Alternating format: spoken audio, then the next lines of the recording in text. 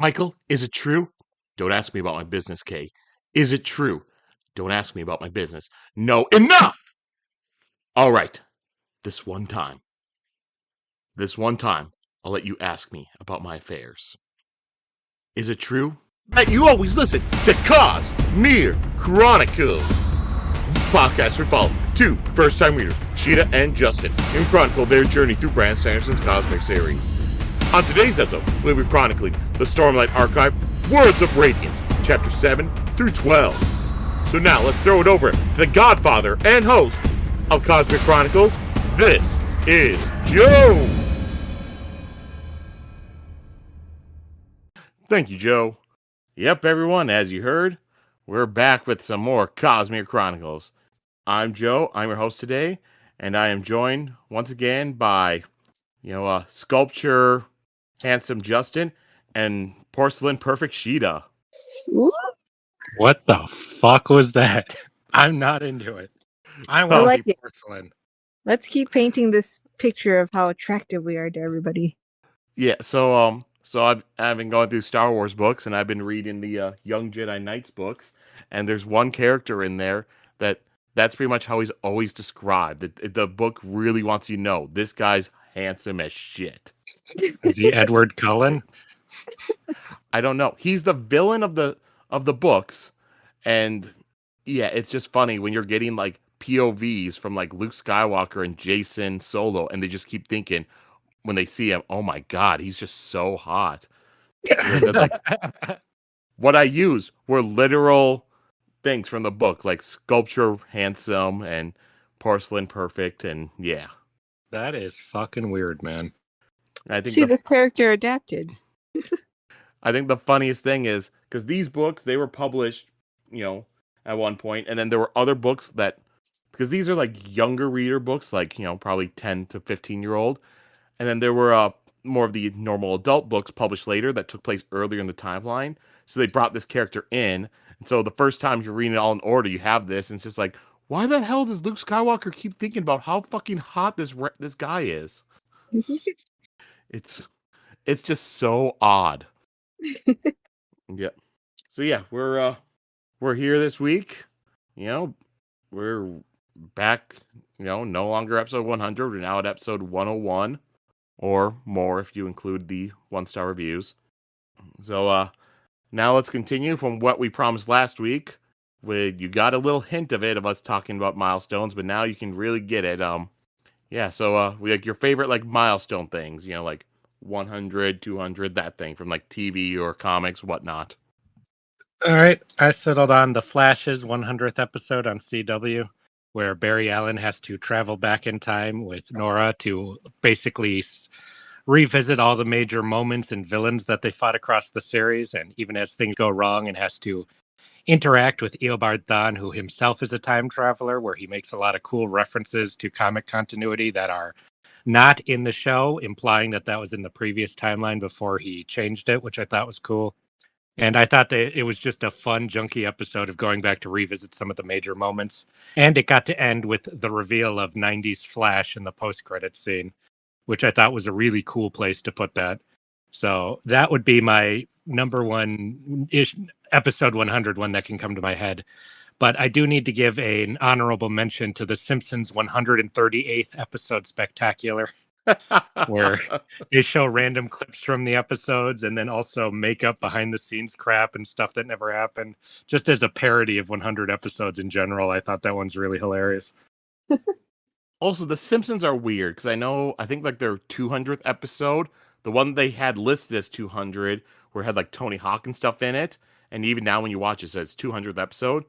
It's not actually their 200th episode, but they're like, yeah, we'll throw slapping on this one. It's really like episode 197 or something. Well, also, Justin, I think for a split second when you were talking about Flash, you cut out.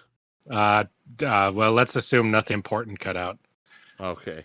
Because I have no idea what would have cut out there. You quickly traveled, right? Yeah. I personally had a 100th episode time travel flashback during that. Mm-hmm. All right. I'm gonna go with, for mine, the 1000 logs for One Piece episode, specifically because I was when I was watching those, I was trying hard to catch up to the anime, and so I was just watching a manga. ton of it. What? You were trying to catch up to the. Oh yeah, I'm sorry. I lost my. I'm sorry. I totally heard Shut you up, wrong. Justin. I'm sorry. Shut up. My bad. Anyway, I was trying very hard to catch up in time for an anime convention, and so I just have been watching a ton of episodes, and then I get to that episode, and the opening starts up, and it's just a really nice homage to the entire show, doing the classic "We Are" song, and I was just like, "Whoa, what?" I had taken for granted what a big deal One Piece was until seeing that, because I was just kind of I just was like, wait, One Piece is a huge show.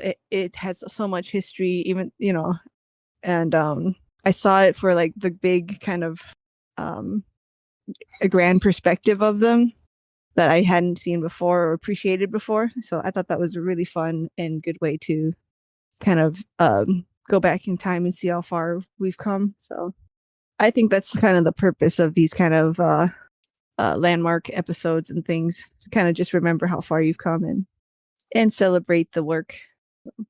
For me, I was thinking of for comic books, in all honesty, most of the time Spider-Man has good, like, 100th things. Like, issue 100 of Amazing Spider-Man is where Peter Parker tries to get rid of his powers and he winds up growing 4 more arms. That's a really good one. Issue 200 has Peter have to face off against the burglar again for the first time since Amazing Fantasy 15. But probably the best of these may be issue 300, because that's when he fights Venom for the first time. Mm. Or 700 is pretty much the start of the Superior Spider-Man storyline, which I thought is great. And also for TV, I might have to say, like, Buffy's 100th episode, because it also was the season 5 finale of the show, and at the time also likely thought of to be the series finale. And yeah, if you just watch that, and if that was the way the show ended, it's like, all right, well, it works for the ending of the show. I still enjoyed season 6, but if it ended at season 5, it would have sufficed. And then there's also the Aqua Teen Hunger Force 100th episode, where all I remember from it that one is that they just keep being like, this number 100 keeps popping up everywhere. 100, 100. It was hilarious. Oh yeah, then the 100 monster chases them. They try to pivot into other shows like a Scooby-Doo show and stuff. That was a good one. I wish I remembered that one. Yep. So yeah, there's our milestones. And I'll give you a preview for next week so everyone can be hyped about it. We'll do the opposite of, say, what we feel are the worst milestone easy. comics or TV shows. See, I know that one. That one will be cathartic because there were so many comics when I'm like, that was their fucking milestone issue. Fucking A. Well, I don't even know what issue it is. All I know is Thunderbolts issue 200. It's some random issue in the middle of the Red Thunderbolts era. Oh, I got some ones for that. Oh. But no, I know the exact 200th or the exact milestone comic. But yeah, that's the preview for next week, everyone. We'll see you next week, everyone. Bye-bye. Yep, bye. That was the show. All right. So now for the reason most people are probably here. Let's go back to Cosmere and everything by doing a recap of last week's chapters. This week it's Cheetah's turn to do the recap. I'm never prepared for the right week, is what I was saying. I was prepared last week, but I'm not this week. It was 3 through 6 was what was last week? Yes. Yep. Yeah, last week was 3 through 6. Okay. We follow Shallan and Jasnah as they are traveling to the Shattered Plains on a ship. Shallan continues studying. She studies a little pattern that kind of was created, and Jasnah tells her that that's kind of her homework to figure out. We learn a lot about cryptics, which is what the pattern is, and other things about Spren.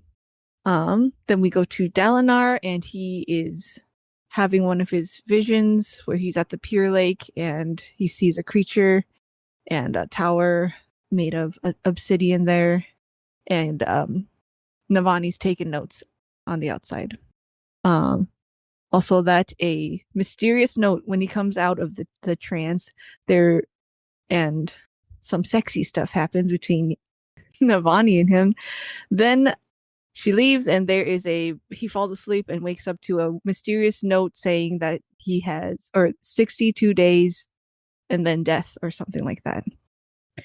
Kaladin's all upset because he's supposed to be Dalinar's bodyguard, and he let that slip by, but they don't know how whoever wrote that got in there. We find out that Sadeas was just misunderstood, and we did not find that out. We did not find out he was just misunderstood. And he's got a super cool wife who is a badass. And let's see. They talk. Oh, I think Dalinar has now sent the message that they're no longer fighting for themselves. They were going to work together to get the gem hearts, and like all the guys, all the other lords are upset about it. But Dalinar says that Adolin is allowed to be a full-blown duelist now, and maybe kind of get some respect back by dueling some of the guys so that they don't stay all pissed. And then Shallan still studies pattern and goes to bed and then wakes up to a fire. Is that everything? Yeah, pretty much. Yeah. Good job. Head pats. Yay! All right. So now for this week, we went on and we finished part 1 by reading chapters 7 through 12. So as usual, I'll ask you, what do you think of these chapters? Unmute Fucking hated Justin. him. Not reading the book anymore. Fuck this shit. Poor Justin. I thought it was really interesting, and I like when things kind of take a turn I was not ready for. So now the book going forward is not like I was imagining at all. And my favorite character showed up again. Who's your favorite character? At the end of these chapters. Are you talking about Amaram or Tavlakov? Spoilers, Joe. Who is Tavlakov? Tavlakov's the person that Shallan met. Oh, is that the same Tavlakov? That's the slaver that sold Kaladin to Sadeas' army. Oh my. So wait a minute. Are we going to learn that this timeline's all like askew? I wonder. What are you talking about? Why would it be askew? Well, like maybe he just dropped off Kaladin or something, you know? What's that based on, though? Because he said, I was just heading back from the Shattered Plains, you know? So I thought like maybe he just dropped him off. He says they were at the Shattered Plains a couple months ago. Okay. So that should line up, right? I didn't know it would only been a couple months. I thought it was like, I guess a year, but can you get slim in 6 months like that? Can who get slim? Slim in 6. If anyone remembers that, give me a hands up emoji. Why are you making reference to something about getting slim in 6? So I'll assume somebody got slim and you're wondering if they got slim in 6. And then telling me I'm stupid for not knowing what you're talking about. All of Bridge 4 got like super in shape and have leveled up and stuff. So I was just wondering if it's been like, if it's only been 6 months, then that's a good workout routine. Well, I did not realize that was that slaver. I did not remember that name. So that's fun. I'll look forward to seeing him be more of a character. Except I won't, because I'm not reading this book anymore. So never mind. Jeez. If you're not reading the book anymore, why are you even on this episode? So he can whine. Well, I read these chapters. I just won't be here next time. I didn't whine when my favorite waifu was killed. Who was yours? Zane. Zane was killed in a very good way. That's the difference. Killed is killed. No, killed is not killed. I don't mind character deaths when they're done well, of characters I like a lot. But if this is how it appears, then I would not think it was done well. However, I think there's evidence to think that there's something more to it. I just have like 50 different theories on what that could be, 49 of which I fucking hate. So we'll see. Let's hear him. Well, we'll go. I look forward to hearing about him. I have a couple too. Well then let's let's go right into the chapters we read this week then. Starting off with chapter 7, Open Flame. Epigraph. I was unprepared for the grief of my loss brought, like an unexpected rain, breaking from a clear sky and crashing down upon me. Gavilar's death years ago was overwhelming, but this nearly crushed me. All right, and then into the chapter. We're staying with Shallan, kind of like how last week we left off with Shallan. Shallan opens the door of her cabin and finds 3 men holding torches. They also had axes, and they were focused on Jasnah's cabin, which had its door open. And there were screens coming from up on deck. And Shallan sees inside Jasnah's cabin, and Jasnah is lying on the floor with lifeless eyes and blood coming out of her chest. One of the men tells another to be sure, and then he stabs Jasnah through the chest, and Shallan can hear it hitting the wood underneath.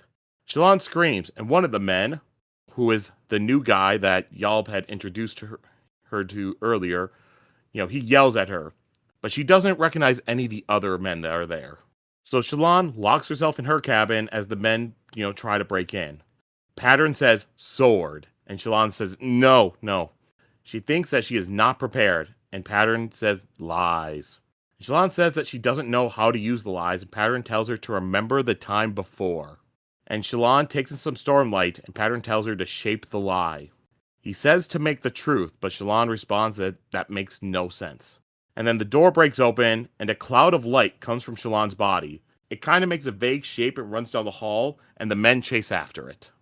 And then Shallan tells Pattern to go up and check and tell her what is happening out on the deck. Because she thinks that these men must be from the same group as Capsule, and now they have killed Jasnah.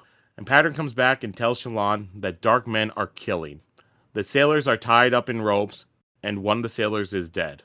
And she asked him of the men who had chased her image out, and Pattern says that right now they're looking out into the water, thinking that she had jumped overboard. So Shallan goes into Jasnah's room, and it's dark in there, and the men must have taken Jasnah's body up on deck with the rest, since, it's not in her room anymore. And Shallan heads to one of Jasnah's trunks, which has had its contents scattered around the room. And she finds a hidden drawer and is filled with, spheres with Stormlight. But the trunk with Jasnah's books is gone. And she hears more screams from above and another thump. And Shallan tells Pattern that they need to soulcast the boat and sink it. The best chance that she could give the sailors to live is to create chaos. And she tells Pattern to show her how, and he says he will intercede.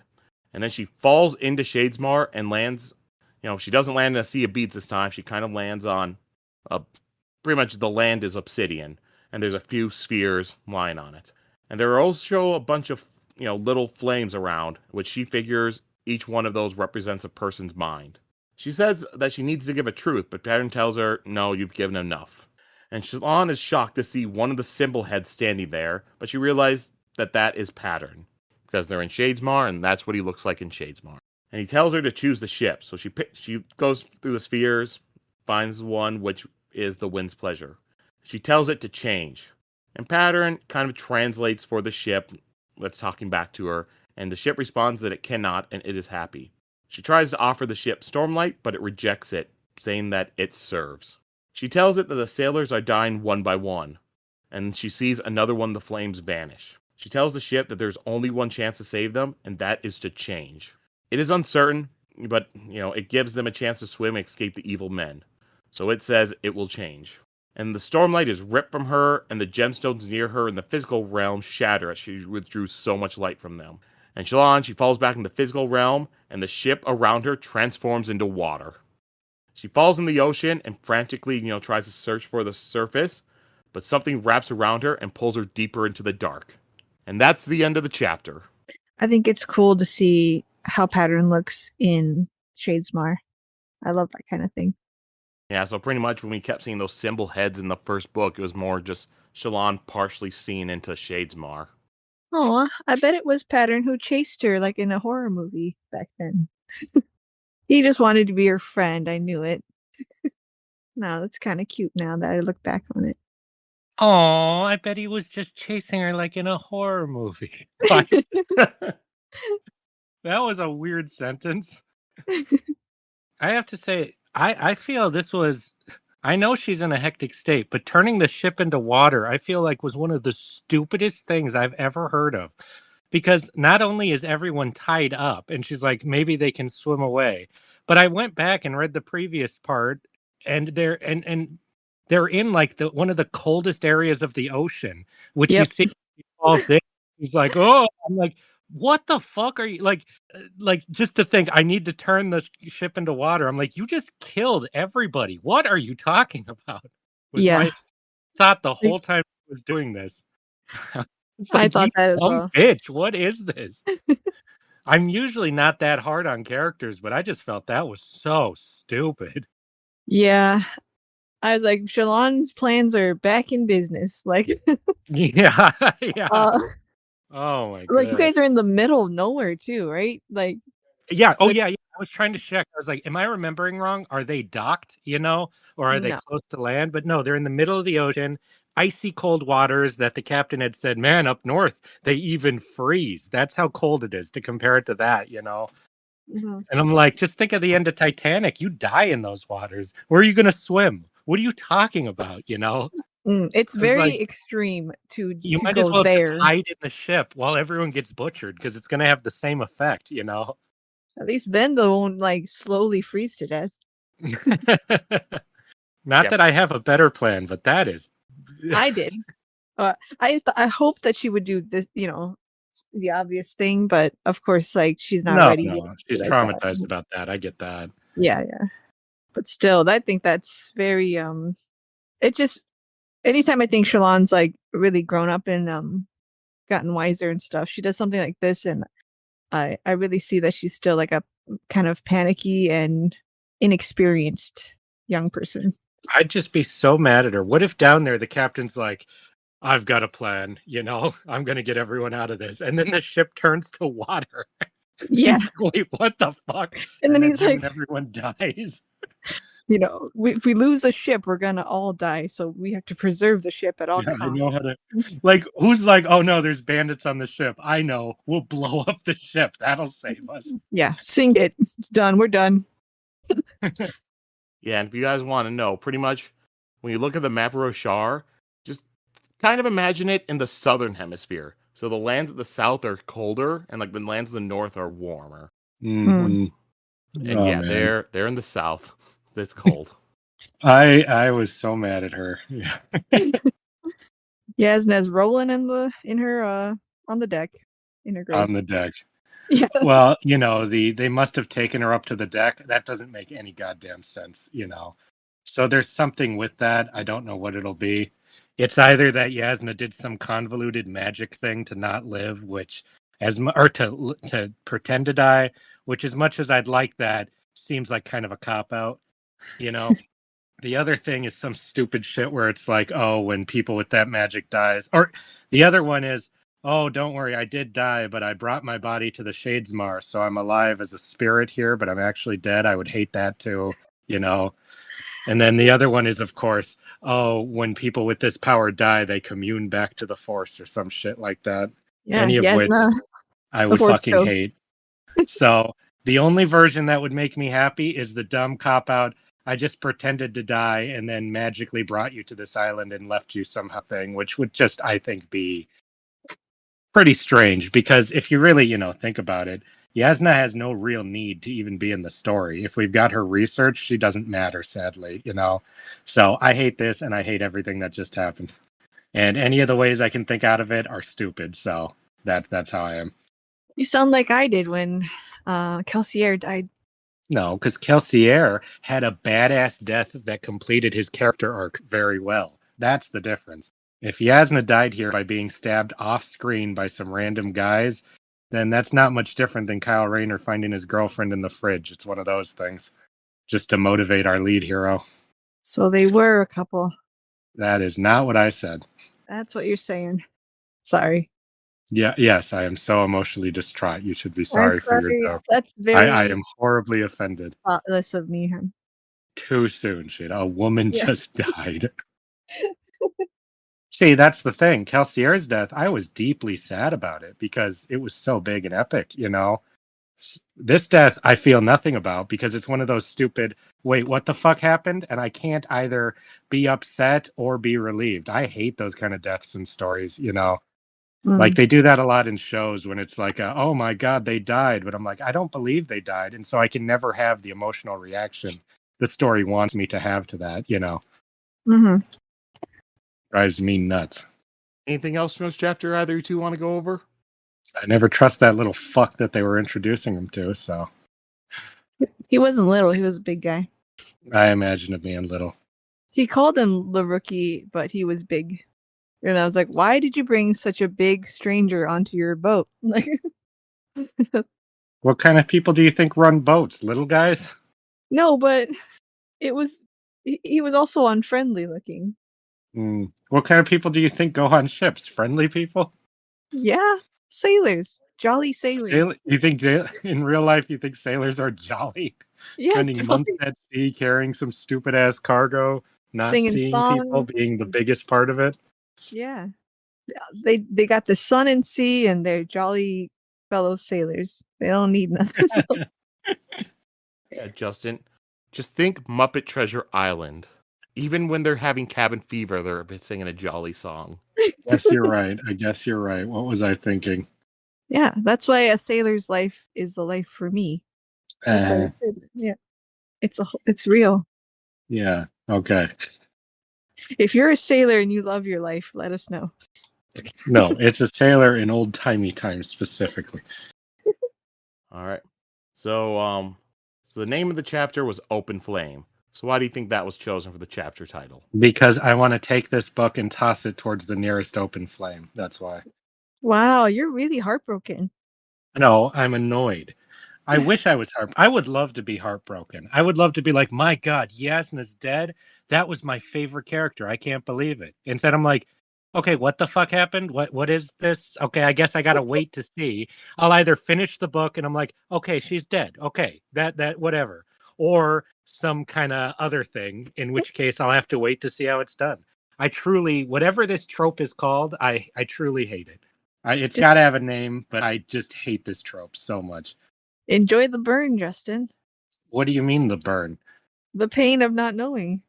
And then it might just flitter out and not be anything. How great is that? That's not it, because the pain of not knowing. This is a bad example, but say in, the Lord of the Rings movies, when Merry and Pippin are like, one of them's going to be stomped by a horse and then it cuts away, that's the pain of not knowing. If you're like not, I mean, everyone knows he's not dead, but if you didn't, because you're like, what happened? And then you're very excited to get to see what happened. You're with Aragon and them as they're chasing them. That's the pain of not knowing. That's exciting, even when heartbreakingly they're dead. Like say in Mad Max when he runs towards his wife and then you're like, no, she's dead, This is a different trope that I don't know what the name is for it because I've only seen it a few times. Like I said, I've seen it in TV shows where they do it. And then like 5 episodes later, they're like, oh, they weren't dead. And you're like, well, why did you just do this to piss me off then? What was the point of this? It's called the blue ball trope, Justin. No, it's not because they gave you an answer. You, as a dipshit reader or watcher, are supposed to be like, my God, they're dead. But somebody who thinks about that more is like, well, they seem dead, but there's no body. Are they? And then you got to sit there and just wait to have it be confirmed officially that they're dead or not dead, I totally agree with you. You do? Okay. Yeah, I understand. Yeah. I detest that trope with a burning passion. I even though it's not quite the same, I did feel like that a little bit with Kaladin, So well, Kaladin was just mean because then they're like, yep, and people are being visited by Kaladin at night. Yeah. Kelsier. Kelsier. Yeah, I'm sorry, Kelsier. Kaladin, yeah. The difference with Kelsier is you saw him get fucking stabbed to death. Everyone watched him die. The only way he wouldn't be dead is if, so if Shallan had gone back to the cabin and Jasnah was just there dead, I'd be like, wow, this is ballsy. This is a ballsy move on the writer's part. And I'd be sad, which is what I'd prefer to be, is sad instead of indifferent until we find out what happened to the body randomly, maybe in like 10 chapters, they'll show that they recovered the body because they were going to use a spell to talk to it or some shit, I don't even know what the rules of the world are yet, I think a big part of this is that we are in a world with supernatural magics and things. Mm-hmm. So it's hard to know for sure the no body, no death thing is not a rule here because we don't. It's there's too a whole specific world. of a detail to have Shallan point out for it not to be relevant. It's just what way it's relevant, and it drives me nuts. Well, now, if I didn't give a shit about the character, if it wasn't my favorite character, then I wouldn't care. I would just be interested. It's because it is my favorite character that I'm annoyed. I still feel that way about Capsule. We haven't seen his body, you know? What are you? That's not the same at all. Yeah. I had the theory that he was still alive and kept somewhere, you know, and Capsule is not an important character. That's the real thing. 2, you watched him die, and then the next time you don't see him is when you're in a different location. His body didn't disappear mysteriously, you know? He just died. Like, it's not like... We did not see him die, Justin. That doesn't make any sense. If you see Capsule and Shallan both dying, and then Shallan goes unconscious while Capsule's dying next to her, you're not going to have her wake up and be like, Capsule's body is still there. That wouldn't make any sense. And that's how not even would Capsule remotely comparable. How would Capsule have survived? He's got a mysterious past. He could have something up his sleeve, you know? Oh my god. It's can you acknowledge that it's not comparable? Can you do that at least? I already did that when I said it. Okay. I know it's not, but I still feel a little bit of a maybe he will come back and, you know, be alive still. There is no reason to think that. It's just because all we got is Jasnah's word. Sheta, that's like dead. Saying maybe Galavar faked his death and he'll come back soon, you know? I'm just saying. I know it's not the same. This is personal. It's just right. You could say that with any character who thinking, died ever. Is Capsule still alive? I'm going from a body disappeared. Did the character actually died? You're going to, well, I didn't see him rot down to a skeleton. Is he still alive? Don't make fun of me. I need an autopsy and I need to see it. I did not realize you had these capsule deaths or these capsule denials. I am also confused by them. I said that when he supposedly died. Yeah, sure. At first, I didn't know you were still holding on to that. That was part. How long? Sheta, if we finish this book and Capsule has not shown back up, will you accept that he's dead at that point? Yeah. Well. No. Not only will you accept that he's dead, will you accept that he's dead and he's not going to be magically brought back for some reason? I'm waiting for a specific feeling for when will be sure. And it's maybe if Shallan moves on and finds a new love interest and it's obvious Capsule is not going to come back and be like, I love you. What are you talking about? Okay. Sheta, are you also holding on hope that Kelsier will come back into the story? I am. I said he might have been one of the 3 strangers because see the reason that I would hold out hope for that is that Sazed referenced Kelsier on the other side, and I don't know if we're ever going to see beyond just the material world. So I feel that way about that one. I don't expect it, but I know that I don't know what the possibilities are. Do you feel that way as well, Sheta? Yeah. We are just learning about the wider universe and stuff. Mm-hmm. So he was such a big character, tied to so much stuff that we still don't really know. So maybe. Yeah, I don't know what I kind of prefer when afterlives or whatever is beyond is kind of distant and unknowable, because once you show it, it kind of loses the magical religious aspect to it. But I don't know what the writer's feelings are, so we'll see. Mm-hmm. Yeah, afterlife stuff. Mm-hmm. Sometimes it can be done well where they show them. So yeah, everyone's a Force ghost, and they just come help the final hero. In the end. Well, for all I know, everyone. This is not a theory, but for all I know, everyone who dies in the Cosmere goes to the same afterlife, and it's some other planet where they do actually fight this big battle that the Alethi believe in, you know. And so it'll be like reborn. That's what it would be like. You remember that one, Sheta? Yeah, of course. Yeah. Where everyone who dies goes to just the next level of existence and fights a big war there, you know, something like that. Yeah. All right. And Capsule will be you guys. Incapsule will be there as the big bad. Yes. That's a big bad. He's serving because he was serving the evil god who everyone's fighting over there. So he's one of them. All right, we ready to move on? Yeah. Have I right, had so- it stated that I'm not a fan of how this was done yet? Have I said that? Yes. you Yes. have. Okay, then I'm ready But- to move on. Do you also have faith in Brandon Sanderson from what you've already read of him? No. He's killed off all my favorite characters, so no. Who was your favorite character in Warbreaker? Oh yeah, you're right. The crazy side guy didn't die. He got away. So maybe I'm wrong. It's just I- Rathan and And Kelsier. Kelsier, Vin. It's different if it's at the end of a story. I don't feel the same way if a character dies at the end, because the story's over. All right. So here we'll go on to Chapter 8. Knives in the back, soldiers on the field. Epigraph. I seek not to use my grief as an excuse, but it is an explanation. People act strangely soon after encountering an unexpected loss. Though Jasnah had been away for some time, her loss was unexpected. I, like many, assumed her to be immortal. I think it's really funny how they started the last one with, I had an unexpected loss. And I'm like, oh, okay, they're doing a fake out to make me think Jasnah's in danger. Next page, Jasnah is dead. I'm like, oh, fuck, Jesus. Like Justin, Jasnah's dead. Well, no, they do that a lot in these, so you'll be like, Mhm. God, who died? And then they want to say, oh, we want to make you think it was Jasnah for a second and then have you worried about Dalinar for the rest of the book, like that kind of cheap fake out crap, Mhm. So it's funny that they didn't do that. All right, so this chapter, it's Dalinar.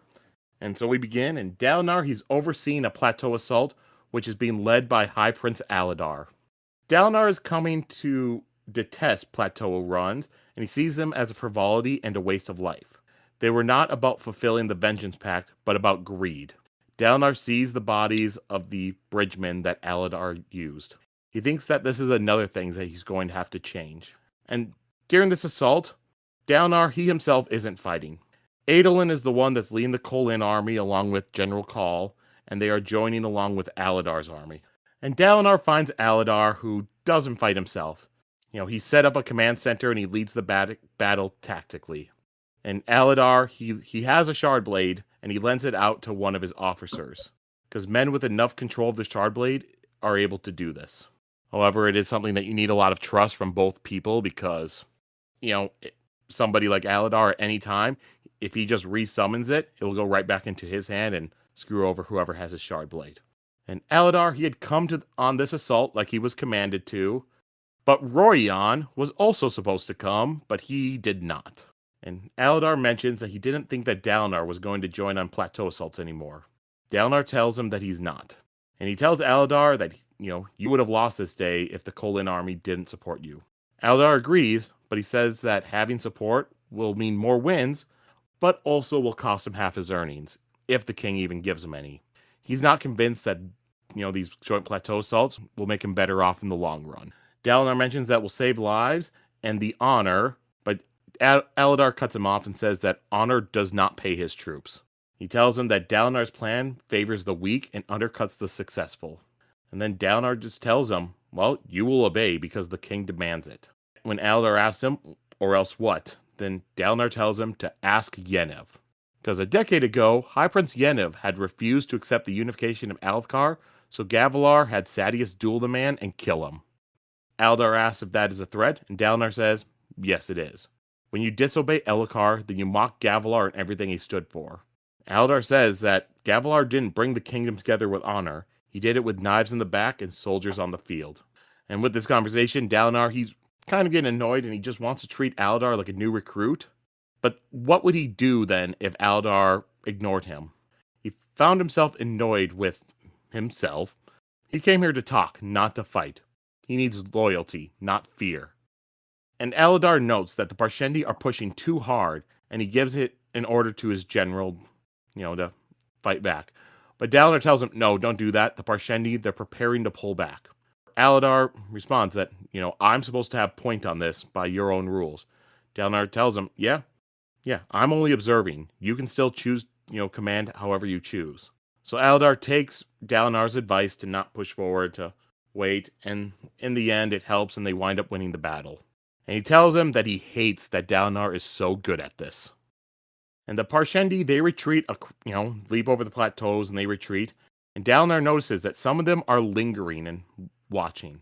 He gets a spyglass and looks, and he sees that the Parshendi Shardbearer is standing there with the rest of them.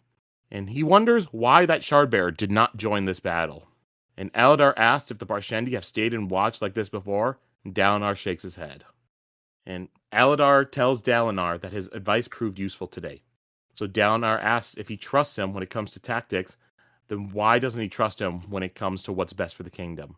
And Aladar studies Dalinar, and he says that he wishes he could, but this is not about Dalinar. He could trust Dalinar, but he cannot trust the rest of the High Princes. Dalinar's asking him to risk too much of himself.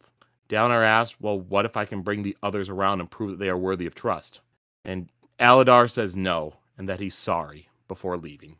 And we cut a little bit later, and when Dalinar arrives back at his bunker, he thinks about the 62 days, and how now it is 60 days. The Ardens would condemn the prophecy because seeing the future was forbidden and of the Voidbringers. But Dalinar believed it anyways, and he suspects that he had written it. When Dalinar's there, he also has now received a letter, and he gets Navani to read it to him. An old friend was about to arrive in the Shattered Plains, and Dalinar thinks maybe they have a solution to his problems. And that's the end of this chapter. An old friend. Oh, I wanted to say, I thought it was... You know how I reminded everyone that Aladar was in the dinosaur movie? The name is the main character. Yeah, I know. Okay. So I always quote the Crone's quote of when Aladar tells him to slow down for the old dinosaurs. And he's like, let the weak set the pace. Good idea, Aladar. And so it's funny that Aladar basically says in the book basically the same thing to Dalinar. That's true. He says, your plan favors the weakest among us and it undercuts the successful. So I want to ask Brandon Sanderson if he did this on purpose. He got the name from the movie Dinosaur. Maybe it was in there subconsciously and he doesn't even remember it. Yeah. I like how we're starting to get another thing that Navani had mentioned in the epigraphs, where she had said, like, yeah, maybe the first hint should have been when the Parshendi changed their tactics and like they were standing back and watching after they retreated. Now we're starting to see that. Mysterious mysteries. Anything else about this chapter either of you two want to go over? No, I'm good. Oh, I think it's interesting that Dalinar thinks maybe he wrote that note. I did not think of that, but that's very possible. That makes the most sense, I think. It makes the most sense, but that would be probably the worst thing that could be true. Why? Because that would mean he's fucking crazy. No, he maybe got a subconscious clue about something coming, and then he sleptwalked and wrote on the wall. Yes, something a sane man would be very likely to do. Sane and insane mean a lot of different things in this world. I think. Mm-hmm. I think you gotta be a little crazy to be in charge here. All right. So the title of the chapter was Knives in the Back, Soldiers on the Field. Why do you believe that was chosen for the chapter title? Because what happened in the previous chapter felt like a knife in the back, and then this one was just about soldiers on the field mundanely. Oh my gosh. Because I don't know, maybe it's a very blunt description of what's happening. You're gonna get betrayed and you have soldiers on the field. All right. So we'll move on to the next chapter. Chapter 9, Walking the Grave. Epigraph. I wish to think that had I not been under Sorrow's thumb, I would have seen earlier the approaching dangers. Yet, in all honesty, I'm not certain anything could have been done. All right, so this time it's a Kaladin chapter. And Kaladin, he's leading the bridgemen down into the chasms. He had Rind, the quartermaster, build a ladder so that way he could come down there. And Kaladin's hoping that being in the chasms will inspire all those new, bridgemen and help their training. When they get down there, Tef tells the new men that this is where they come from. However, they won't make the newbies go through what they had to go through before. Tef looked to be in complete control, and Kaladin just felt like there was something right about this. And glory spren appear around Kaladin's head, and Syl asks if he is feeling proud of himself. And he says that Teft is a leader, and it's not just a rank that Kaladin gave him, but he earned it. Alright, so Kaladin walks, and Syl tries to get him to laugh, but he doesn't. And he says that Dalinar wants to refound the Knights Radiant, which Syl says is a brilliant idea. And Kaladin mentions that he has to protect Dalinar and his family, but he failed to stop someone from sneaking into Dalinar's room, and he still cannot figure out how someone did it. And Kaladin asks Syl if it could have been a spren that made the glyphs. She says she doesn't know, but she has seen some spren like red lightning. Dangerous spren. Something dangerous is coming. And Kaladin asks Syl if there are others like him, and she has been expecting that question. He suggests that means that she will either have a solid explanation or a solid lie. And Syl's offended at him, suggesting that she lie, and asks if he thinks that she's a cryptic. He asks what that is, and Syl says that she doesn't know. It's fun when they do that after they've already told us what it is, so it doesn't seem like some ominous thing. And it makes it seem like the times earlier when that's happened in the other way weren't just like some BS trying to make things seem mysterious thing, and were just how it is normally. He does this quite a bit, I think, where he, like, the next chapter, he's like, yep, and there's that term I dropped last chapter, as normal. And Syl tells him that coming here was dangerous, not into the chasms, but into the physical realm. Before, she had been in a place with a lot of spren, but she doesn't remember it well. Coming here risked death, and without Kaladin, then she would be acting like another wind spren. And Syl's face, it seems to change, and she says that there are others like Kaladin. She doesn't know them, but the other spren are trying to reclaim what was lost. She's the only honor spren, though. She was forbidden, but she came anyway to find Kaladin. She didn't know him, but she knew that she would find him. What they do is so important that she left everything and defied the Stormfather to come here. And she tells Kaladin that he had seen him before in the storm. That was a pretty epic thing to say. I think it's funny every time I get a read on Syl and the lore of the Spren stuff, they drop something crazy like, I defied the Stormfather to be here. And then it's like, I don't really know what I'm saying, but I know I did that. Yep, and she says that they are needed. She tells him that he will become what Dalinar's searching for, and to not let him search in vain. But Kaladin tells her that they'll find a way to take her from him. She says that is foolishness. Kaladin says he knows it is, but they broke him.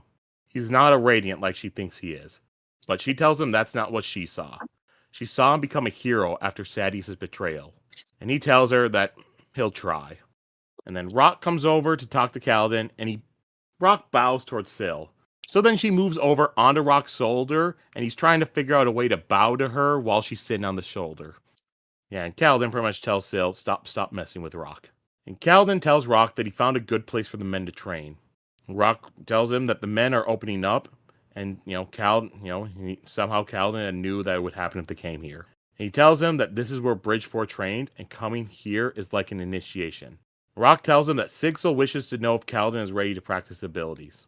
Kaladin looks over at Syl and nods, telling Rock, bring Sigil.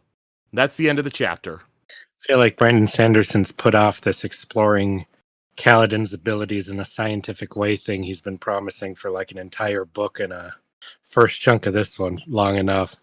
I imagine there's a group of fans who are foaming at the mouth to finally fucking get to this part that they're implying is going to be coming up here.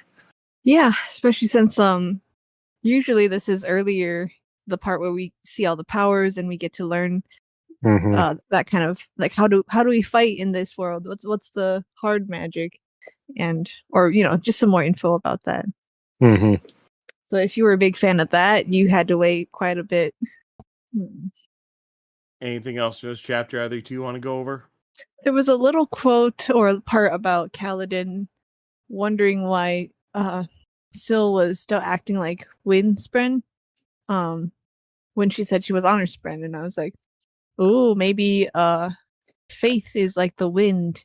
You don't see it, but you feel it. And that's why she's like that. Maybe, but couldn't you say that about a lot of concepts? Yeah. This isn't a real theory. It's just an idea. No. You're onto something. I just don't know if it's that, because I'm very curious to see the relation between how something that's a force becomes a human concept like that, like the cousins thing, I think they said, and like if it wasn't for him, she would just be one, right? Like I find that very curious what that means about what these are, and how humanity affects them. Yeah, for sure. I have a And theory about when you believe in something like that, they can evolve into something more, and so that's yeah. kind of where this theory comes from. Well, yeah, it's like when things transmute into other things. Is that it? Yeah. Is it built on that? Yeah. Mhm. But why Yeah. wind? That's what I wonder. Yeah, because maybe there was a moment when he Mm, got faith back from feeling the wind on him. Interesting. I'm curious. It's really weird that still, she's been like kind of a manic fairy the entire first book. She's talking very coherently and has like a personality now. It's very strange to see. That's But true. Kaladin isn't making a big deal out of it because he's just been kind of seeing her do this. Yeah. So that's interesting. That's all I got to say on that. Yeah. All right. This chapter was called Walking the Grave. So why do you believe that was chosen for the chapter title? Because two chapters. No, I'm just kidding. It's just because it's a death sentence down there basically, Hmm. and so they're walking the place that was a death sentence, I don't know. I have no guess. So or because Kaladin's going to die down in this pit. That's why it's foreshadowing. Well, we'll move on to chapter 10 then. Chapter 10, Red Carpet Once White. And with this, we get our first flashback chapter of this book. And both you guys are right. It is a Shallan flashback. good. And in fact, with this chapter, the chapter logo used for Shallan actually changes. Because before, in the first book, and so far in this one, it was like an image that was kind of like Shadesmar. With this chapter, it does change to this image that I just put in our group chat, which I believe that's supposed to be pattern. All right, so we begin the chapter. 6 years ago, the world ended and Shallan was to blame. And their father whispers to her to pretend it never happened as he wipes blood off of her face. And he begins to whisper a lullaby to Shallan. Behind them in the room were 2 corpses on carpet, red carpet, once white. Shallan's father picked her up and she hated it because a monster who murdered should not be held in love. Her father carries her over the body of her mother, who laid face down so that Shallan couldn't see the horrible eyes. There was also the body of a man who was bleeding. And they passed her father's strong box, which glowed brightly from the light streaming out from the cracks around the door. A monster was inside. And that's the end of the chapter. So, all this time, Shallan's curious, dramatic past. I was like, so what? You killed your dad when he was trying to like hit you or something. What are you whining about? Then you get this fucked up like horror movie flashback shit, and I'm like, maybe I've been too hard on the girl for that. Yeah, I did not expect that. She certainly doesn't act like someone who's had this in her past, which really means that whenever we see her suppress this memory, she's really suppressing it. Like, Yeah, true. because she does not she seems like she created a whole persona to hide this. Also, that picture of pattern is a lot more Lovecraftian than I thought. That's how it was described. Not to me. I thought it was a little. Yeah, I did not think it was gonna be that creepy looking. Tentacly. Yeah, I thought it was a little more. I thought it'd be more geometrical. Yeah, squarey. Oh, when I first read the book, like my image of like pattern and cryptics were more like this. It was more like squarish instead of roundish. Because I was thinking like this sort of like angular shape that like all the people in Final Fantasy 13 have on like their arm and stuff. But I was like thinking like this l'Cie sort of thing from Final Fantasy 13. People know, they know. By the time I got to a later point, I realized I was wrong. All right. So anything else you two want to discuss about the Shallan flashback chapter? Not right now, but yeah. Yeah, I guess it wasn't even 2 pages long. It was like a good old Wraithen chapter. Hey, how fun. All right. So I guess this one, it's pretty obvious, but why do you believe this chapter was chosen? The title was Red Carpet Once White. This is probably like one of those in the flashback, like what Shallan was staring at during this traumatizing moment in her life, and she just kept thinking that, probably, I think there was a white carpet and now it's red with wine. with blood. So let's move on to the next chapter we have, chapter 11. But before we get into the actual chapter, in the book we had another artwork, in case Sheta didn't look at it before. Pretty much it's kind of a map of the Frostlands, and there's the one part marked on there that says Shallan made landfall here, Nas. Nani? Oh, landfall. Okay. It's really interesting, the idea that they're charting out like our protagonists. Yeah, interesting. That's kind of creepy. It is. Leave me Yep. alone. Say like that's creepy. Yeah, I don't know if it's true for the first book, but with these letters from Nas in this one, pretty much it's all this artwork or stuff being collected by the Arts Arcanum person. And the fact that this is old timey times. You can't just take a picture of a fucking map. It's got to be drawn out. The fact that where Shallan made landfall is important enough to draw over a map, I think says a lot about her role in the story. Yeah. How do they know that? She was, how did they see? It's very creepy. Stalker.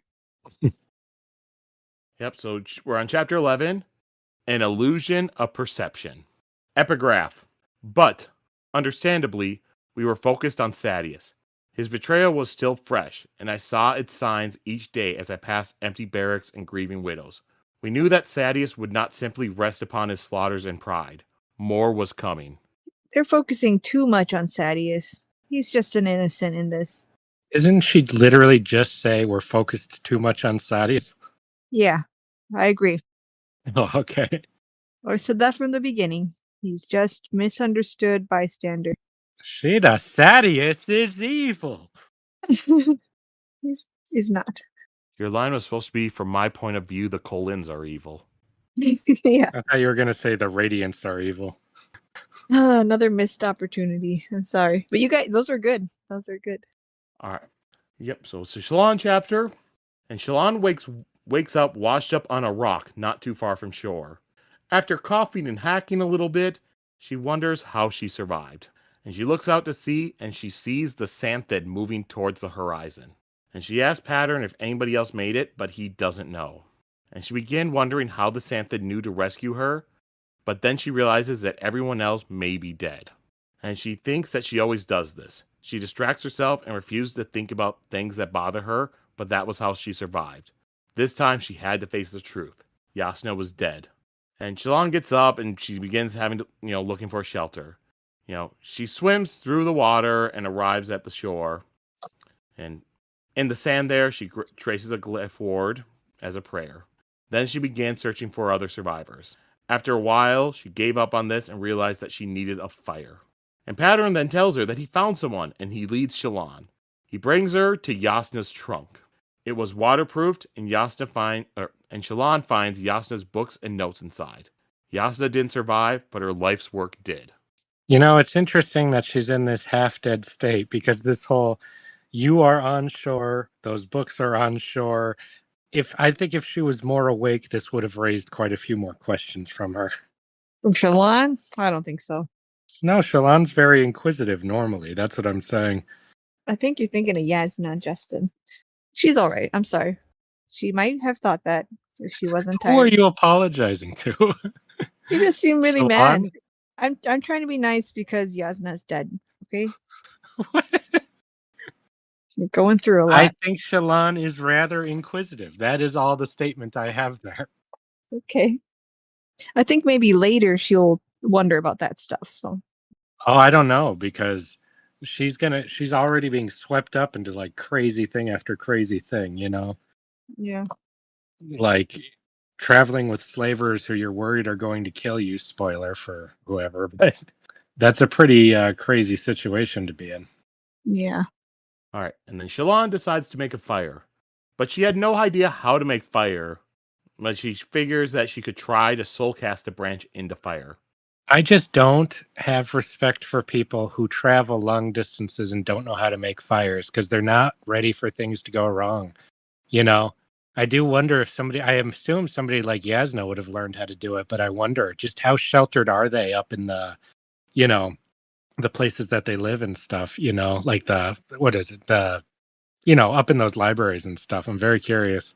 And someone like Jasnah would just use her powers to make a fire, Well, that too. If you become too reliant on your powers, that's very bad too. If you're somebody who travels around like that, Of course, you could say the same thing about any of us. I mean, we could get stranded somewhere at any time, but it's different when you're traveling months with like no one around like that, on boat and stuff or wherever.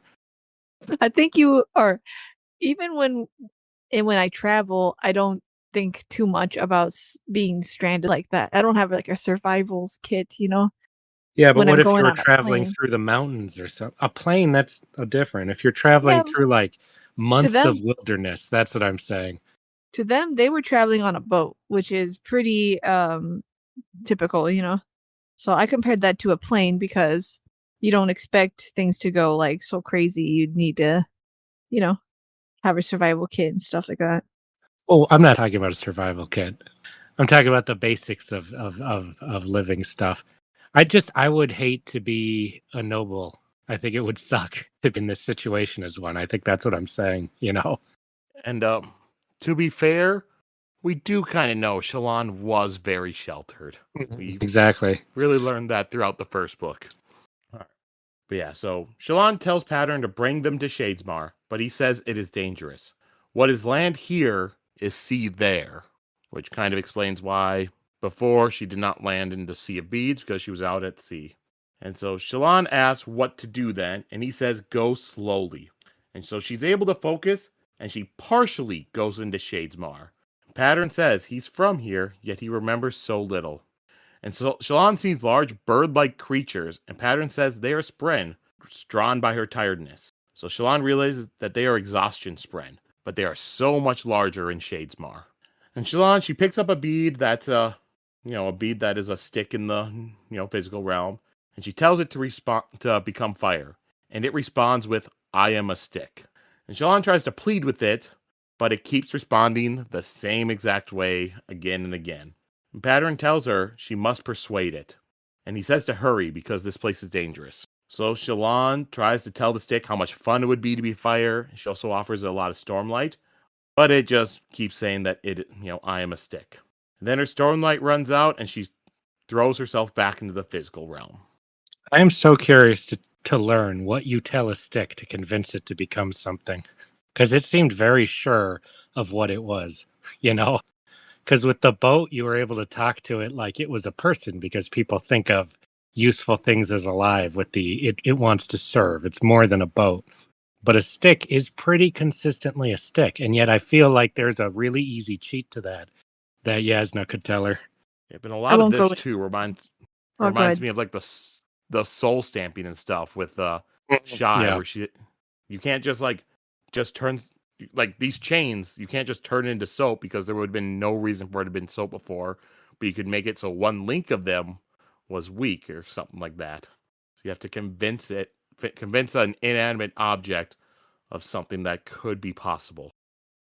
So then Shallan decides to try and find help, because she would rather freeze to death looking for help than freeze to death just sitting here. So she walked and walked, and her feet, her bare feet became cut and bloody. And then she stumbles into a group of people around a campfire and just passes out. Shallan is woken up by a Thaylen man the next morning. He tells her that they were about to pack and depart, and figured that she'd want to wake up before they departed. And Shallan looks at the men and at the wagons they have and realizes they are slavers. She panics for a second, but then it goes away. Because slavery, it's a perfectly legal profession, and they would not have awakened her if they were planning on making her a slave. Taking a Vorin woman of high dawn would be very risky for a slaver. It's very rare for a Light Eyes to become a slave. Usually they would just be executed. Slavery was considered a mercy for dark eyes.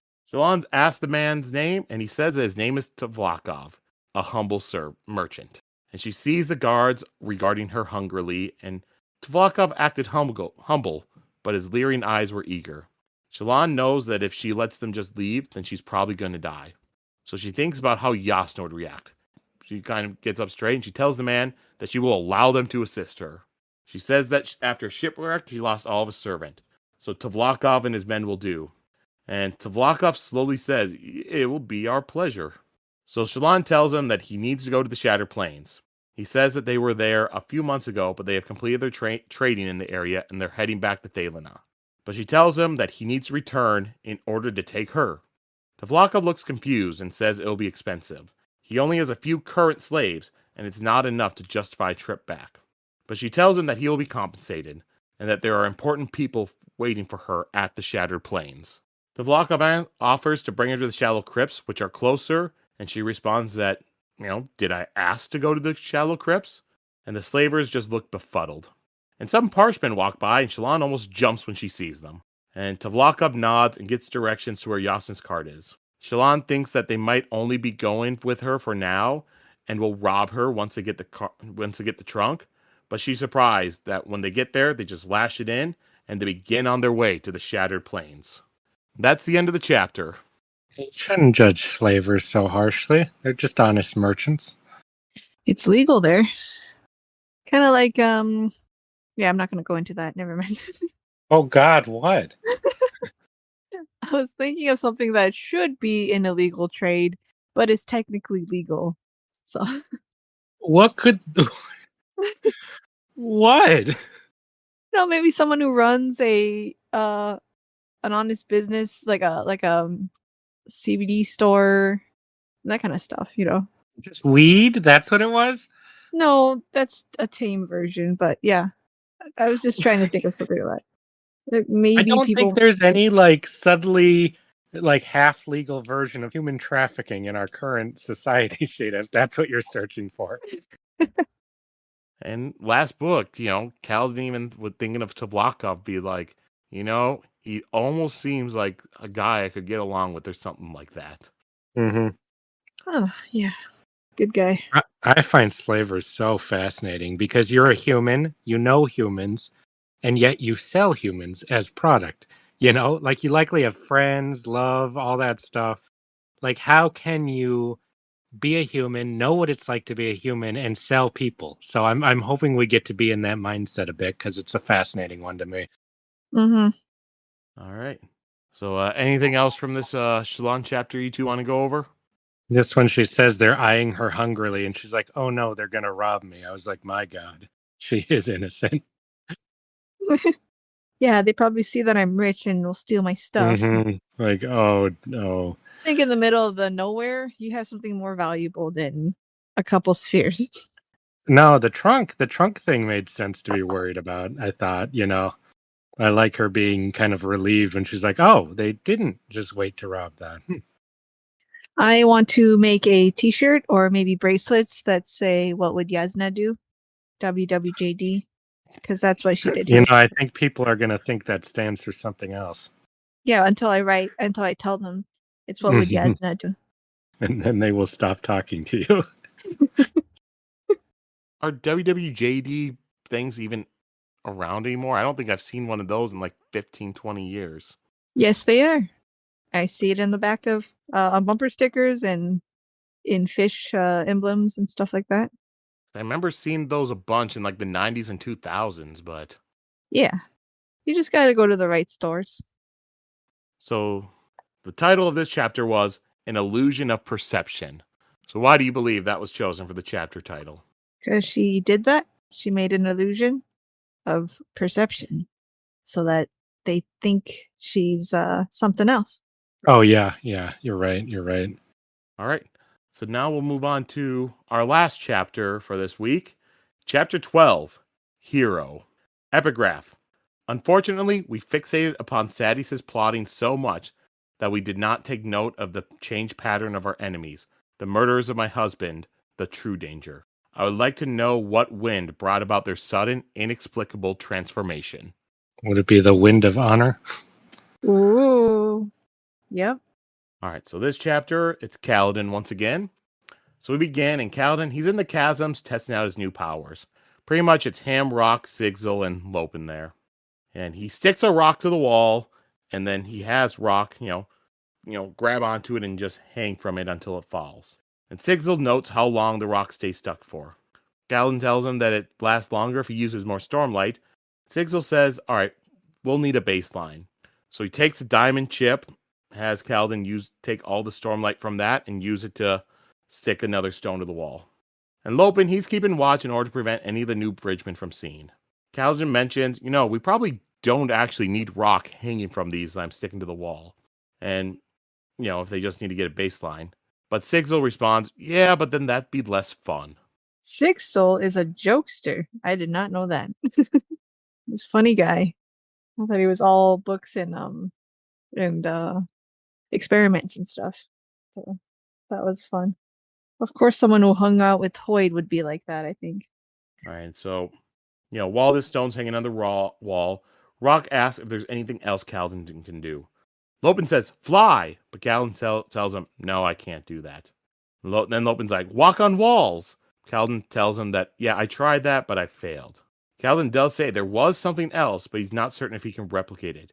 He just did it unconsciously, like when he drew all those arrows into the shield. Sigzil says they should test that, and that they would need a bow.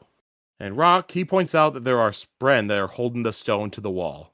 Both Kaladin and Rock can see the Spren, but Sigzil cannot.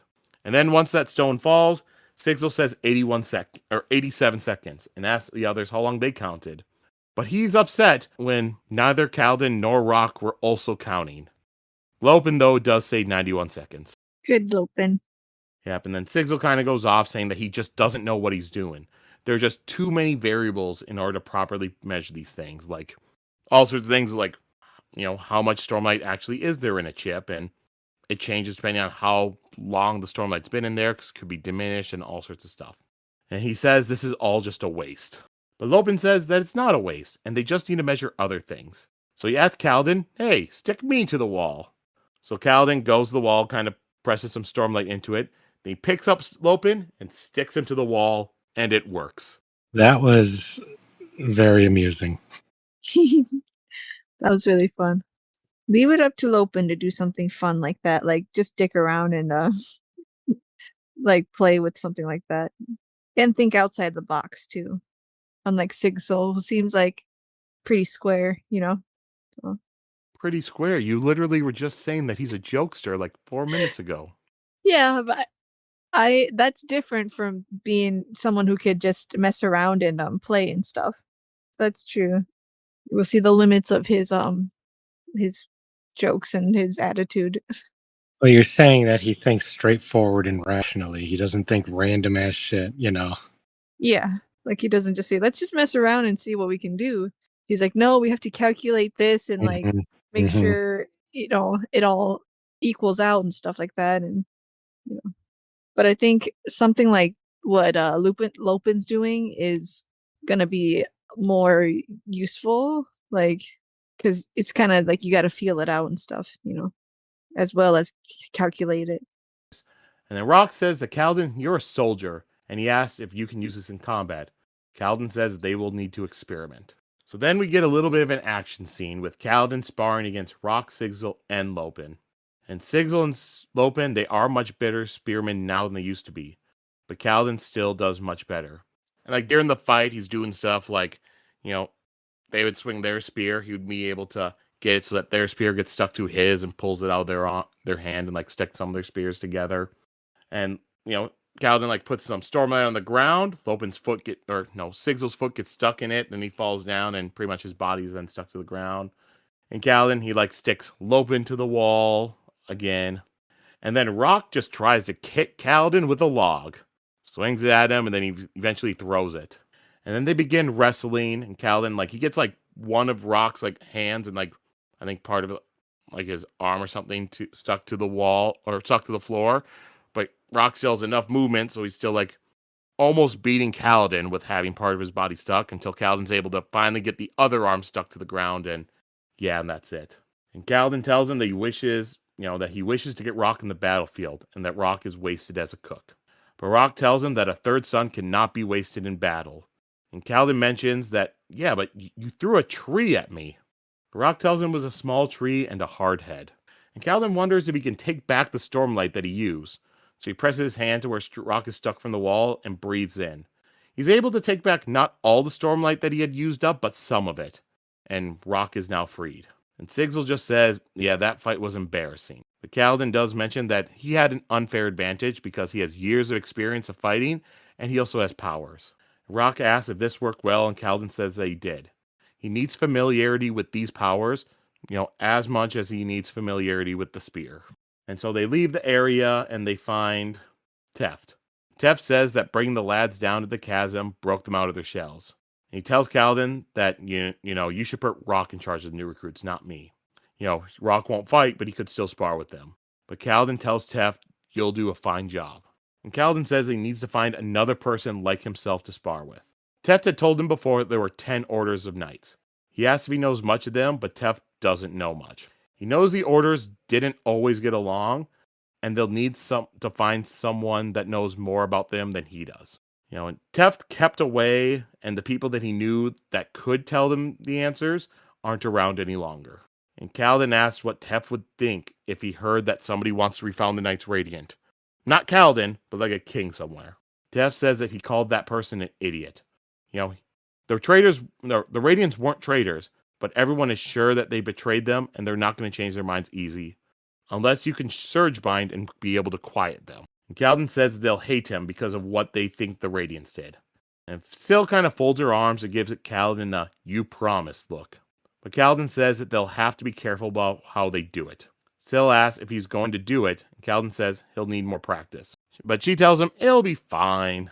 And Kaladin says it will be hard and people will hate him. And even if they don't, he'll be set apart from them. So they leave the chasms and walk to the war camps. And the soldiers guarding Dalinar's war camp gives Kaladin a crisp salute. Syl says they are proud of him, and says that they were probably on the tower when Sadeas betrayed them. And one of the guards asks Kaladin if he heard the news. A hero has come to the Shattered Plains and is meeting with Kaladin, and this might help calm things down. And then the guard says a name, and Kaladin's heart becomes ice.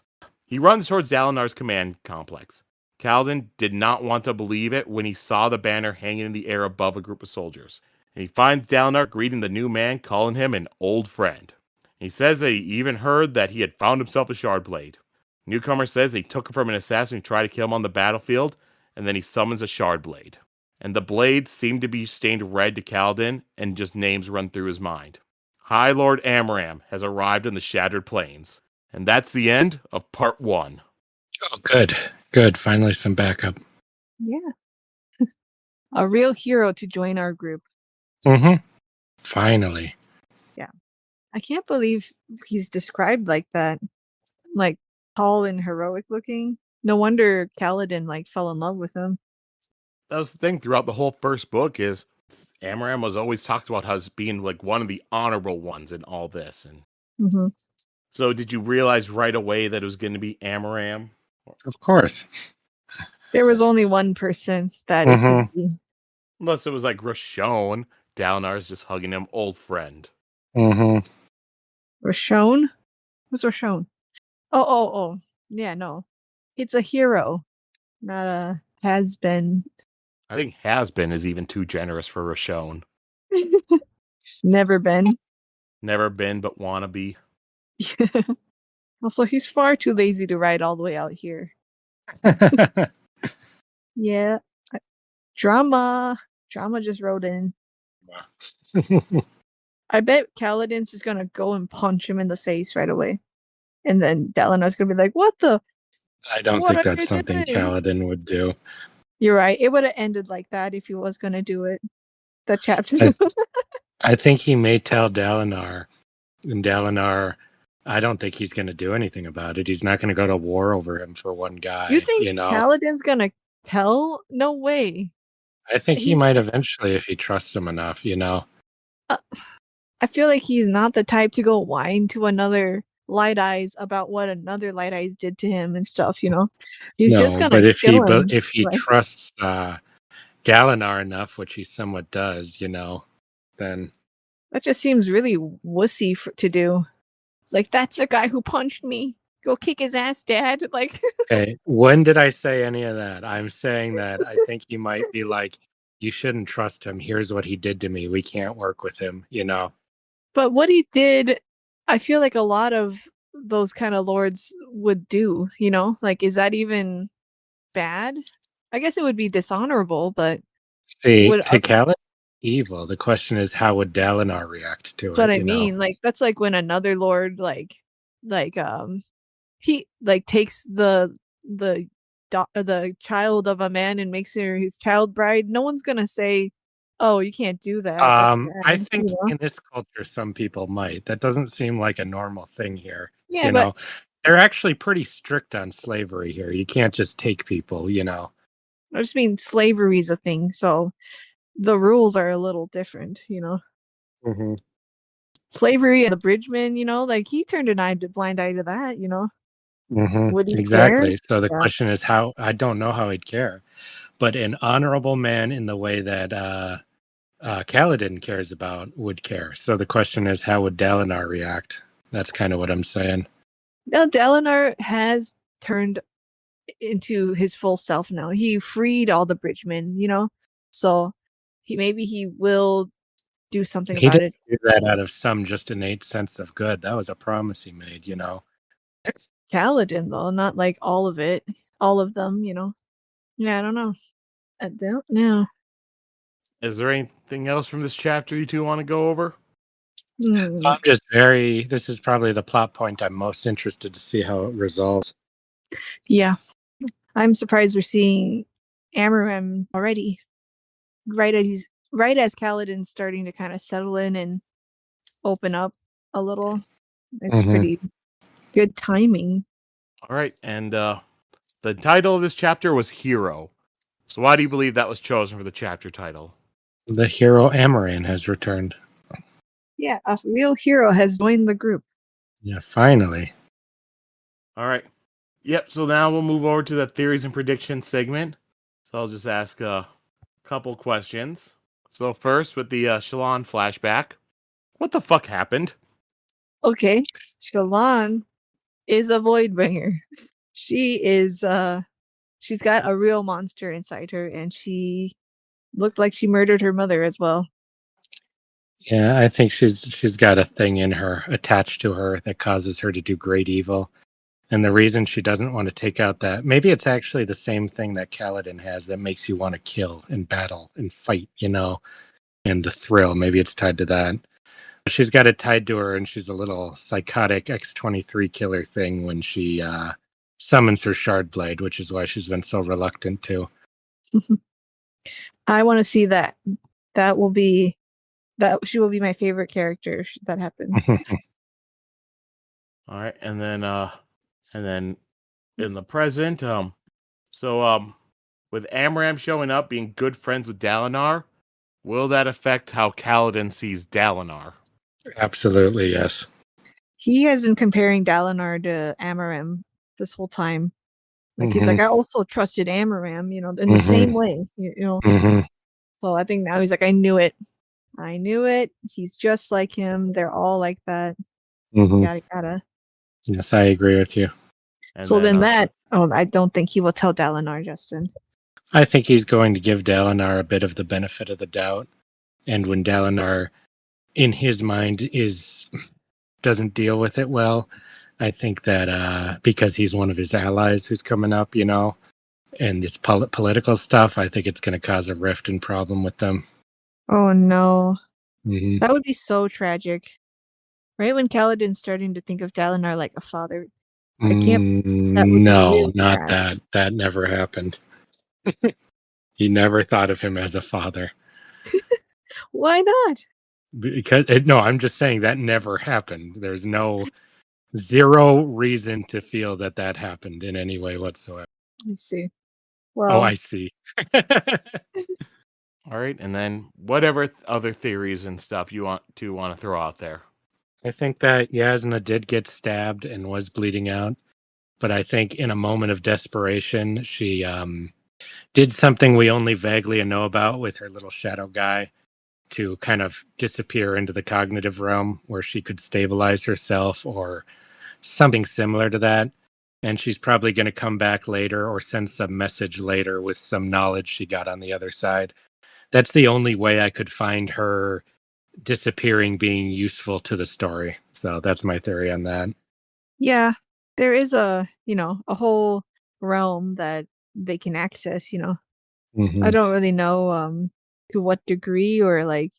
Yeah, if they can actually literally go there, right? Yeah, so she's been keeping her little guy secret, so we don't really know much about it. Yeah, for sure. There's a lot of unknowns we don't have answered that should be answered, and so don't you worry, Justin. I think she might come back. So yeah, that wasn't actually my complaint. It's not the death that's the complaint. But, I know. We heard you. I would like it if she's like, okay, I need to go there. I know. I'll have that giant octopus thing push the ship towards shore or do something. Why did this ship just turn into water? I guess I'll just grab Shallan then in my case. That's all I can do. Yeah. Let's see. Oh, okay. So when the Parshendi they are fighting in that team up, kind of like are acting different, and they have their Parshendi shard bearer kind of just watching. I was like, this is too similar. It's like him and Dalinar are just like mirror images of each other, not fighting but kind of looking on in the same way. And I was like, Parshendi are sent out to teach us or to teach to teach them what honor is and to kind of train them and stuff, And I think that they also mirror whatever is happening to whatever they are deciding to do. And with Dalinar changing the tactics, I think that explains a lot the Parshendi's change of tactic too. So definitely the idea that they are sent out there or like just related to something to training and stuff and mirroring us is really interesting. Not us, but Dalinar's group. Does that make sense? Yeah, that's an interesting idea. I thought it was funny when Shallan was trying to make a fire and then she finds Jasnah's trunk and she's like, oh, okay, good. And then I thought it was just going to cut to her burning the books to make a fire. So I was like, I thought that was funny imagery. Okay. I think they've changed tactics just because Kaladin has appeared with his powers. I think they were trying to flush out whoever the next people with those abilities are, and then are programmed to react in some way that we don't know about yet. Could be. Okay. And then my other theory is that the realms are separated by vibrations, like in DC Comics and stuff, with the Flash traveling by vibrating into different what does he do? He travels like worlds, different universes. Yeah. So that's why the vibrations that Capsule showed is a thing. And then people who can travel to these different realms have a spren who help them vibrate to the right frequency and allow them access to use to the realm, and that when they're there, they get access to those special abilities that are just part of that realm, so they can make deals and trades with the inhabitants of the realms. So that's how they use their powers, I think. That's my theory for that. I also have a theory that Teft is... Well, I had this as an old theory, but Teft is one of the old Radiants who was or either a trainer of them in the past. I'm pretty sure you said that before. Yeah, or it a is. version of that. It's an old theory that I feel like now that he's training a lot of people and Kaladin's bringing that up, I think it's bringing up his past a little bit and how he feels about that. I don't buy it. He said... Do you mean a Radiant or a Herald? I think he's a Herald. Yeah. I don't buy it. No way. He said anyone who I knew who would have the answers for you is no longer around.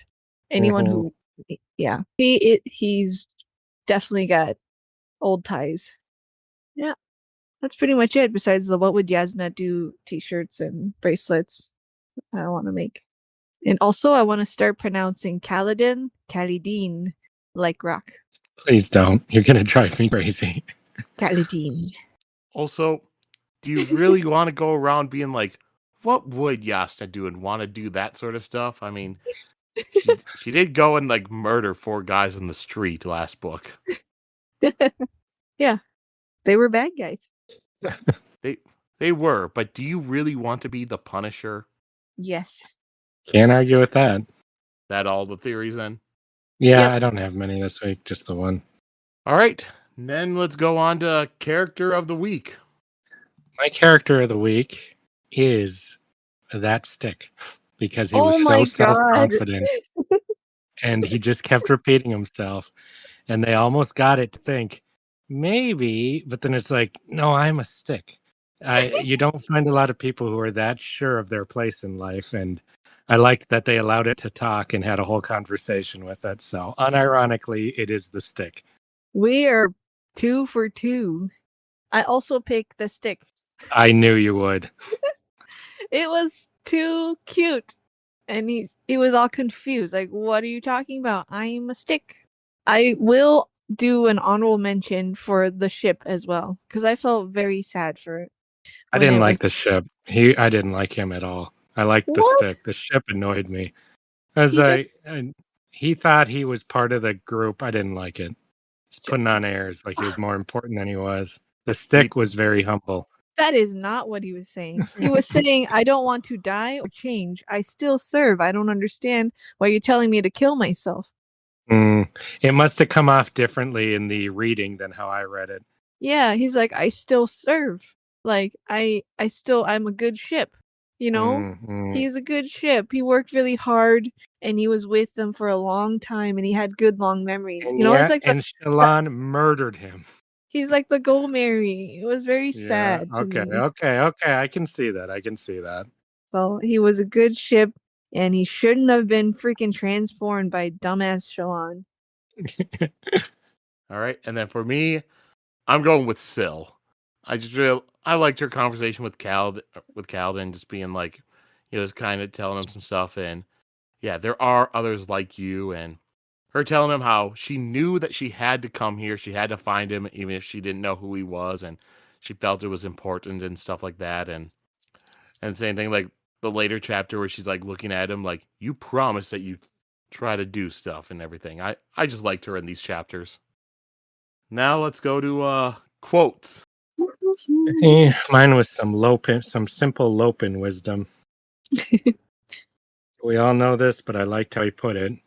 Trust me, I'm an expert on one-arm Herdasian jokes. Lopin, my mother always says, you must learn these to laugh before others do. Then you steal the laughter from them and have it all for yourself. She is a very wise woman. I once brought her the head of a chol. Just the I know there's a lot of people who will make fun of themselves, if they're sensitive about being like fat or something. But the stealing the laughter from them idea, I thought that was a funny way to put it. When did he lose his arm? It seems like he's never had it. He said it was eaten by a wild beast, but I don't know if I believe anything he says. Yeah, he was that young. That's pretty crazy. Okay. My quote is from the Shallan trauma chapter. Okay. Her father gathered her into his arms, and she felt her skin squirming. No, affection wasn't right. A monster should not be held in love. A monster who killed, who murdered. No. I just was like, Jesus. She is she's a lot scarier than I ever thought from what we know of her.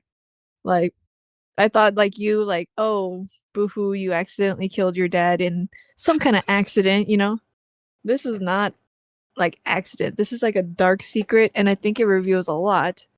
Oh, I forgot to say this in theories, but like, I think Shallan's family has like a dark secret, and her dad's like involvement with these kind of I don't know, blood cult guys is no good. Like it's not a coincidence that he had one of those Fabrio things, and it's not a coincidence that she has all this weird shit in her, and that she was super protected and sheltered in her upbringing. They must have been growing a monster inside her or something, you know. Oh God, I like that one. Mm-hmm. All right. And then for me, it's just going to be pretty much just, like I said, like the reason I picked Syl, just like our conversation with Kaladin. There are others like you, Syl whispered. I do not know them, but I know other Spren are trying in their own way to reclaim what was lost. She looked at him, and her face now had its familiar form. The fleeting change had been so subtle, Kaladin wasn't sure if he'd imagined it. I am the only honor Spren who has come. She seemed to be stretching to remember. I was forbidden. I came anyway, to find you. You knew me? No, but I knew I'd find you. She smiled. I spent the time with my cousins, searching. The Windspren? Without the bond, I am basically one of them. Though they don't have the capacity to do what we do, and what we do is important. So important that I left everything to find the Stormfather to come. You saw him in the storm. The hair stood up in Kaladin's arms. He had indeed seen a being in the storm, a face as vast as the sky itself. Whatever the thing was, Spren, Herald, or God, it had not tempted its storms for Kaladin during that night he'd spent strung up. We are needed, Kaladin, Syl said softly. She waved for him, and he lowered his hand to the shore of the tiny violet ocean glowing softly in the chasm. She stepped onto his hand, and he stood up, lifting her. She walked up his fingers, and he could actually feel a little weight, which was unusual. He turned his hand as she stepped up until she was perched on one finger. Her hands clasped behind her back, meeting his eyes as he held that finger up before his face. You, Syl said, you're going to need to become what Dalinar is looking for. Don't let him search in vain. Like I said, it's just Syl, because she's always the one that's like trying to push Kaladin to be better and try to be the good person that she knows that he can be. Oh, that's a good girlfriend. I do hope that their relationship grows as she grows too. All right. So now we only have one new comment to go over. This one was left on our Way of Kings wrap-up episode. This one actually was left by Nick, who's been on our show. Uh-huh. I would love to do fan castings with you, but unfortunately, I think the graphic audio voice actors will give me way too much bias. I feel like that with the audiobook sometimes. Yeah. I mentioned that Jasnah referenced the 8 types of blood in the last section because I had earlier asked, how is blood casted? Whose blood is it? What type? AO positive or AB positive, O negative, etc. Glad I can count on Sando for these things. All right. Now, looking forward to next week. Just like the last book, there are interludes in between each part. And next week, we are actually going to be reading only the interludes. Interludes 1 to 4. No chapters, just the interludes. Okay. Must be some interludes. Yep. So, I got this, and like I did last book, I'll just give you a little preview of the interlude POVs we're given. So we have interludes. Eshonai, Risen. I'm very bad with names, so those mean nothing to me. Sheta, Risen sounds familiar, but I don't know why. Yeah. I'm excited to see some of these interlude characters again, because a couple of them are very interesting. Like, really different perspectives and parts of the world, you know? Yep, so 2 of those names you've seen before, 1 you have not. Risen. She was an interlude in the last book. Mm-hmm. She was the one that Sheta went off about how much she hated her. Yep. And the other name, Eshonai, was seen 1 time in the last book. And it was not actually in the chapter. The title of chapter 68 in The Way of Kings was Eshonai. Interesting. Yep, so that's what we have. 4 interludes 1 through 4 next week, and that's all we're going with. So yeah. I was hoping for another 3 strangers interlude. Could be. Still searching. Yeah, but it would be not a name like that, you know. I guess they could pop up. They weren't the POV characters of those chapters, you know what I mean? That's true. That's true. It was the fisherman. Oh, okay. Mm-hmm. so they could be like, "What's up, Eshonai?" All right. So so that's for next week. And so yeah, everyone go as usual, read the chapters, and then while you wait, after you do that, go those TV Commit shows arson. you mentioned. That's What? fine. Commit arson. Justin, no, don't do that. I was gonna say we threw out some milestone like episodes and comics earlier. Go read those comics, starting with the beginning all the way to the milestone, and watch those episodes from the beginning to the milestones. That way they hit. That's a lot of work. That is more work Yeah. than making a pie, I think. It's only 700 issues of Spider-Man shit. Yeah. I think With Spider-Man, we'll you'd get- have to go even more because that's only Amazing Spider-Man, and with Hey, especially hey, you never said those other issues. They only need to read Amazing. That's the You're rule in- you set forth. You can't change it now. you're gonna get real confused when you get into the 90s, and there's a lot of crossover between like the 4 or 5 ongoing series. Doesn't matter. That's what you set up. That's all they got to do. We'll give you a gold star if you do that.